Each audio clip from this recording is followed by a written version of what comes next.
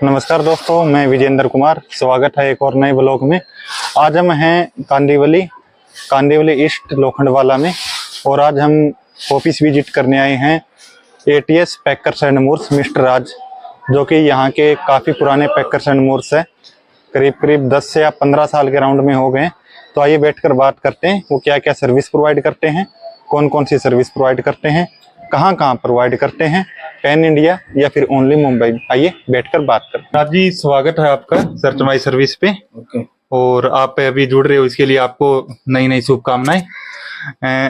Sir जी, सबसे पहले आप कंपनी के बारे में इंट्रोडक्शन दे दीजिए। कंपनी का इंट्रोडक्शन क्या है, 20-25 साल हो गए एटीएस पैकर्स एंड मूर्स चलाते हुए। जी सिंस 2000 चला रहे हम। जी इससे पहले भी आपसे जुड़े थे जब आप अलग कंपनी में थे। जी अब इस कंपनी में आए तो इधर भी हम आपसे जुड़े हैं। जी। उम्मीद करते हैं कि अच्छा रिस्पांस मिले आपके पास से। और हम सर्विस कौन सी है सर अपनी? लोकल डोमेस्टिक लोकल और डोमेस्टिक में? Local domestic out station. Local में कितना एरिया सर्विस है सर अपनी मुंबई में? All over Mumbai. All Mumbai. और डोमेस्टिक की बात करें sir? Domestic all over India, pan level पे काम। पैन इंडिया में? पैन इंडिया में जैसे कि अगर किसी को नागपुर, नासिक, दिल्ली, जयपुर, कहीं भी किसी को सर्विस चाहिए। हैदराबाद, नागपुर, अहमदाबाद। आज भी अहमदाबाद से एक काम चालू है, कल के गया, आज अनलोडिंग हुआ है। और नागपुर, अहमदाबाद, मतलब ऑल ओवर इंडिया सर्विस है। ऐसा कोई दिक्कत नहीं है कोई जगह को लेके। कोलकाता, वेस्ट बंगाल, सब जगह से है जी। राज जी, आपको काफी टाइम हो गया, आपने 20 से 25 साल बताया, हालांकि मैं 10 से 15 सोच रहा था। मेरा ज्यादा हो गया जी। तो मैं ये पूछ रहा हूँ कि जो पहले जो मूविंग इंडस्ट्री थी और आज का 2025 की बात करें तो कितना डिफरेंस आया? 90% डिफरेंस बोल सकते हो, ऑलमोस्ट खत्म होने जैसा हुआ। बिकॉज सब ऑनलाइन जमाना आ गया, तो पहले ऐसा वो नहीं रहा। मतलब क्योंकि हर दूसरा आदमी पैकर्स एंड मूवर्स वाला आके इसमें घुस रहा है और वो पैकर्स एंड मूवर्स प्रॉपर तरीके से सर्विस दे नहीं रहा है। लेकिन फिर भी लोग उनको प्रीफर कर रहे हैं। रीजन ये है कि उनका कोट कम है, लेकिन वो ये नहीं देख रहे कि उनका कोट कम है वो जेन्युइन है कि नहीं। यानी कि बिना स्किल वाले लोग भी पैकर मूव्स ओपन कर रहे हैं। लेबर जो है, जो उनको पता चल गया कैसे काम है क्या है, तो वो लोग भी ये सब काम कर रहे हैं। पार्टी थोड़ा सा जाके चेक करें ऑनलाइन कि कौन बेटर है, कौन जेन्युइन है, कौन स्टेबल है। जी। तो ये चेक करने के बाद डिसाइड करें कि किसको काम देना है। ये नहीं कि सिर्फ अमाउंट देखो कि भैया इनका 5,000 है, वो बंदे का 8,000 है, तो 8,000 को छोड़ो 6,000 वाले को दे दो। ये सबसे ज्यादा हर्डल कहाँ पे आ रहा है? हर्डल नहीं आ रहा है, पार्टियां देख नहीं रही है कि इनका स्टेबल है, बैकिंग है, या ये कितने पुरानी कंपनी है, ये सर्विस दे पाएगा कि नहीं। आउट स्टेशन के लिए भी लोग देखने रहे। आउट स्टेशन मान लो in the sense Ahmedabad, Gujarat, Ahmedabad, तो 1 दिन 2 दिन 3 दिन का सफर होता है जी। जो भी सामान का, तो वहां तो प्लीज चेक कीजिए। लोकल में भले से ना करे, लेकिन क्योंकि लोकल सेम डे का डिलीवरी होता है, पिकअप डिलीवरी, और कस्टमर की आंखों के सामने भी होता है। आंखों के सामने। लेकिन यहाँ पर भी काफी केसेस सुनने को मिलते हैं कि कस्टमर कई बार कॉल पे ही कोटेशन लेते हैं और कस्टमर को जैसे किसी ने बोल दिया, एक आंख मिच कर बोल दिया, जैसे कि 1 BHK का पकड़ के चलते हैं, ये अंधेरी से थाने का कोई भी पकड़ लेते हैं लोग, और वहां पर बोल दिया कि 2,000 में कर देंगे, 3,000 में कर देंगे या 1,500 में कर देंगे, और कस्टमर उस बात को मान लेता है। लेकिन जब पैकिंग करने जाते हैं तो ये कंप्लेंट आती है कस्टमर की कि हमारी कॉस्ट है, जो हमें जो पहले कोटेशन मिली थी उससे आपने बढ़ाकर चार्ज लिया। तो ऐसा क्यों होता है, और कस्टमर को आप यहाँ पर क्या मैसेज देना चाहते हैं कि मतलब कस्टमर उस बात से अवेयर हो? पहली बात तो जो भी क्लाइंट है, जो भी मतलब वो पैकर्स एंड मूवर्स वाले हैं, उनसे आप डिस्क्रिप्शन लो। मतलब description in the sense breakup लो कि किस चीज का क्या चार्ज लगा है। एटलीस्ट तुमको पता चले कि वो बंदा इतने अमाउंट में कैसे काम करेगा। क्योंकि सीधी सी बात है, कम कोट करके आपसे वो बुकिंग ले लेगा या आपका काम उठा लेगा, और काम करते समय रनिंग काम में आपसे पैसा बढ़ाएगा कि ये हो गया होगा, और फिर रनिंग काम में आपके पास कोई ऑप्शन नहीं होता है, because you have to vacant that house. मतलब यहाँ खाली करके वहाँ जाना है, तो सेम डे आप भी सोचते हो कि चलो भाई थोड़े बहुत पैसे की बात है, दे के खत्म करो, रोज रोज करना नहीं है। तो बस ये डिफरेंस है। काम उठाने से पहले, देने से पहले चेकअप जरूर करें। सबसे ज्यादा सर अगर लोकल शिफ्टिंग की बात करें तो मुंबई की वेस्टर्न लाइन में खूब होती है। अगर हम पकड़े चर्च गेट से लेकर विरार तक का एरिया पकड़ लेते हैं, तो यहाँ पर 1 BHK के क्या कुछ चार्जेज होते हैं सर? अगर एक एस्टिमेट चार्जेज की बात कर रहा हूँ मैं, विरार की बात एक टाटा इसका सामान पकड़ लेते हैं, नहीं चर्च गेट से विरार भी बता सकते हैं आप। और बीच बीच में मतलब अगर हम पूछें जैसे कांदिवली है, कांदिवली से दहीसर का क्या कुछ हो सकते हैं, ताकि कस्टमर को एक आइडिया आ जाते हैं भाई। हाँ, अगर 5 किलोमीटर के डिस्टेंस में शिफ्टिंग है 1 BHK, कितना भी मिनिमम मिनिमम से मिनिमम अगर काम करना है तो 6,500 से 7,000 रुपया मिनिमम होना चाहिए जी। 5 किलोमीटर के डिस्टेंस में। और उसके बाद अगर डिस्टेंस बढ़ता है तो उसमें ज्यादा डिफरेंस है, क्योंकि ट्रांसपोर्टेशन बढ़ता है तो वो 6,500 का 7 का 8,000 1,500 रुपया बढ़ना चाहिए अगर टाटा इसका माल है तो बस यही डिफरेंस है। पार्टियां सोचती बाजू से बाजू में मेरा कम में होना चाहिए, लेकिन बाजू से बाजू में भी गाड़ी का पूरा दिन जाता है, आदमियों का पूरा दिन जाता है, तो मिनिमम से मिनिमम 6, 6,500, 7,000 होना चाहिए 5 किलोमीटर के रेडियस में। तो सबसे ज्यादा मेजर कॉस्ट कहाँ पर आती है पैकिंग की बात करें, क्योंकि ट्रांसपोर्टेशन चार्ज में तो ठीक है 5 से 10 किलोमीटर चला जाएगा थोड़ा बहुत बढ़ जाएगा, 20 किलोमीटर जाएगा तो थोड़ा सा और डिफरेंस आ जाएगा। कॉस्ट बनता है अगर सीढ़ी से उतारना है, सीढ़ी से चढ़ाना है तो वहाँ लेबर मैन पावर का पैसा बढ़ता है जी। हाँ, अगर लिफ्ट से उतार लिफ्ट से चढ़ रहा है तो कोई इशू नहीं। और डिस्टेंस इंपॉर्टेंट नहीं होता है लोकल में, क्योंकि 1,500 रुपया डिस्टेंस का पड़ता है, क्योंकि ट्रांसपोर्टेशन बढ़ रहा है। लेकिन अगर 7 माला सीढ़ी से उतारना है, 5 माला सीढ़ी से चढ़ाना है तो वहां पर फिर वो चार्जेस बढ़ते हैं। अगर वो पार्टी को इन्फॉर्म नहीं करता है बंदा और वो कम कोट में उठा के बाद में बोलता है सीढ़ी से चढ़ाना है, बिकॉज ये सब चीज पार्टियों को पहले क्लियर करनी चाहिए। मैं सीढ़ी से सामान मूविंग कंपनी की बात करते हैं सर। मूविंग कंपनी में एक 1 BHK की शिफ्टिंग की बात करें लगभग टाटा इसके अंदर, तो उसमें पैकिंग मटेरियल में कितनी कॉस्ट लग जाती है? सिर्फ पैकिंग मटेरियल की बात करें में कितना भी कम करो तो 1,500 रुपया, 1,200, 1,500 रुपया मिनिमम जाता है।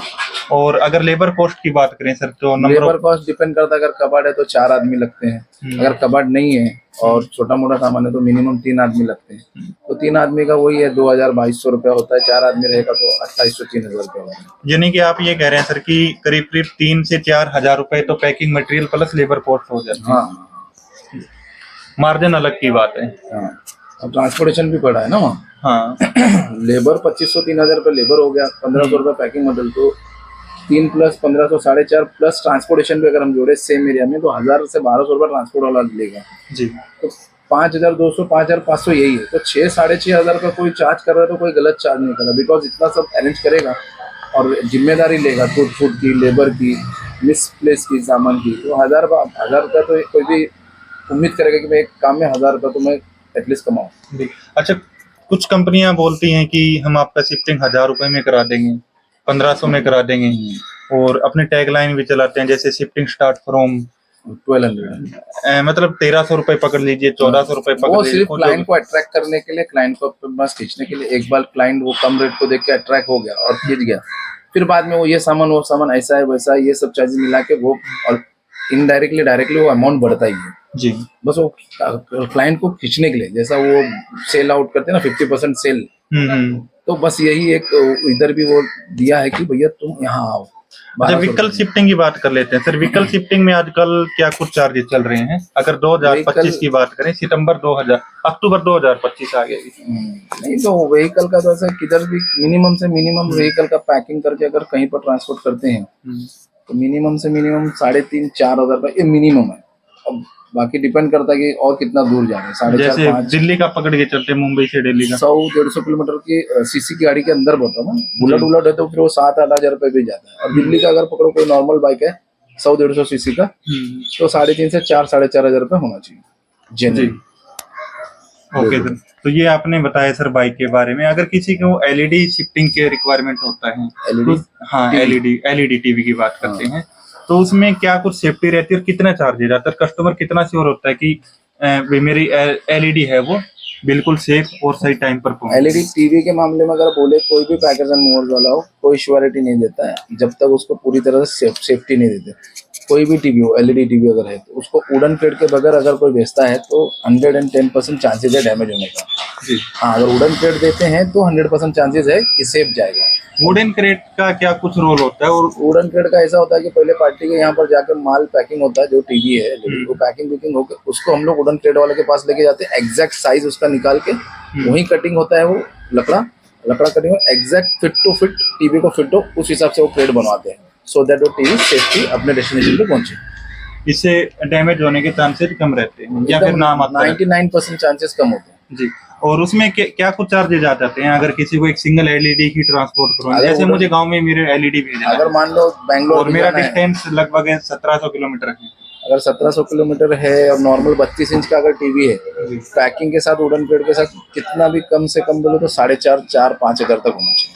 4 से 5, बिकॉज 1,500 रुपया वुडन प्लेट में चला जाता है, बचा 3,000 रुपये उसमें पैकिंग और ट्रांसपोर्टिंग और वो लेबर मैन पावर का ये सब आता है। तो 4.5 के नीचे अगर कोई बंदा बोलता है कि भैया मैं आपकी टीवी पहुंचाता हूँ, तो समझ जाओ तुम्हारा टीवी डैमेज होगा। अच्छा, डोमेस्टिक हाउस होल्ड की बात कर लेते हैं सर। डोमेस्टिक हाउस होल्ड में अगर किसी कस्टमर का लगभग 1 BHK का सामान है या 1 BHK का ज्यादा है, मैं 2-4 आइटम की बात नहीं कर रहा, 1 BHK पकड़ो, हाँ 1 BHK 1 पकड़ रहा हूँ, BHK पकड़ो, कहीं पर भी, अहमदाबाद हो, हैदराबाद हो, बैंगलोर हो, तो कस्टमर को सर फोन पे कोटेशन लेना चाहिए या फिर घर पर बुलाकर कोटेशन लेना चाहिए? अगर घर पे बुला के लिए तो कस्टमर के लिए बेटर है, बिकॉज सब कुछ ट्रांसपेरेंट होता है। जी। अगर फोन पे लोगे तो फिर वो ट्रांसपेरेंट नहीं हो, बाद में पैकर्स एंड मोल्स वाले के पास चांसेस होते हैं कि पैसा बढ़ाने के, कि तुमने ये नहीं बताया था, तुमने वो नहीं बताया था, फिर वो चांसेस है। फिर क्लाइंट बोलता है कि भैया आप जो है ये क्या नाम है इसका, इस चीज का बढ़ा रहे हो, अब बढ़ा रहे हो। तो बेस्ट है कि आप विजिट करवा लो अपने घर पे, उसके बाद ही आप फाइनलाइज करो। तो दोस्तों ये क्वेश्चन मैं हर पैकर मोड से पूछता हूँ कि कोटेशन घर पर बुलाकर लेनी चाहिए या फोन पर लेना चाहिए। मोस्ट ऑफ चाहे आपकी लोकल शिफ्टिंग हो या डोमेस्टिक शिफ्टिंग हो, अगर आपका सामान 1 BHK या 1 BHK से ज्यादा है तो आप घर पर बुलाकर ही कोटेशन ले। आप कॉल पर कोटेशन किसी के चक्कर में ना आए कि 2000 में कर देंगे, 3000 में दे देंगे, कर देंगे, तो वो शिफ्टिंग आपकी नहीं होने वाली। उसमें 99% केसेस ऐसे हैं कि आपके बाद में चार्जेस बढ़ने वाले हैं, और जब आपकी शिफ्टिंग स्टार्ट हो जाती है तो वो चार्जेस देना आपकी लगभग 99% केसेज में एक मजबूरी भी हो जाती है, देना ही पड़ता है। तो आजकल ये कितना परसेंटेज ऐसा चल रहा है सर कि 90% 90% ऐसे ही हो रहा है? ऐसे हो रहा है जी। जब ऑनलाइन हो रहा है, ऑनलाइन आया है, सब लोग ऑनलाइन डाल रहे हैं। जो भी अमाउंट है 1200-1500 4000 बोलते हैं, फिर वो वहाँ जाने के बाद स्टेयरकेस को लेके कार्टून बढ़ गया, तुमने 10 कार्टून बोला था। अब क्लाइंट को तो ये आइडिया नहीं होता ना कि मेरा माल 10 कार्टून में आएगा या 12 कार्टून में आएगा कि 5 कार्टून में आएगा। अब क्लाइंट एक रफ आइडिया डाल देता है कि भाई मेरे इतने में आएगा, तो उस हिसाब से वो अमाउंट हम लोग वो करते हैं कि भैया इतना अमाउंट आपका आएगा। तो जब वहाँ जाने के बाद कार्टून्स पढ़ते हैं, कार्टून्स हो गया या स्टेयरकेस हो गया, लिफ्ट की कोई अवेलेबिलिटी नहीं है, उसके वजह से फिर 2000-3000 जैसा मनमानी चार्ज करते हैं। सबसे बेस्ट है अगर क्लाइंट अपना सेफ्टी चाहता है तो कि अपने घर पे बुला के सामान विजिट कराने के बाद ही फाइनलाइज करें। चलिए, तो ये थे राज जी जिन्होंने शिफ्टिंग से रिलेटेड काफी इंपॉर्टेंट जानकारी भी दी और ऑन बोर्ड भी हुए। तो राज जी आपको बहुत बहुत शुभकामनाएं, और हम ऐसे ही कस्टमर को अवेयर करते रहेंगे। तो दोस्तों अगर आपका कोई जानकारी चाहिए शिफ्टिंग से रिलेटेड में, अगर आपकी कोई इंक्वायरी है, जेन्युइन इंक्वायरी है, तो हम आपको जरूर नेक्स्ट ब्लॉग में कवर करने की कोशिश करेंगे। मिलते हैं नेक्स्ट ब्लॉग में, तब तक के लिए धन्यवाद।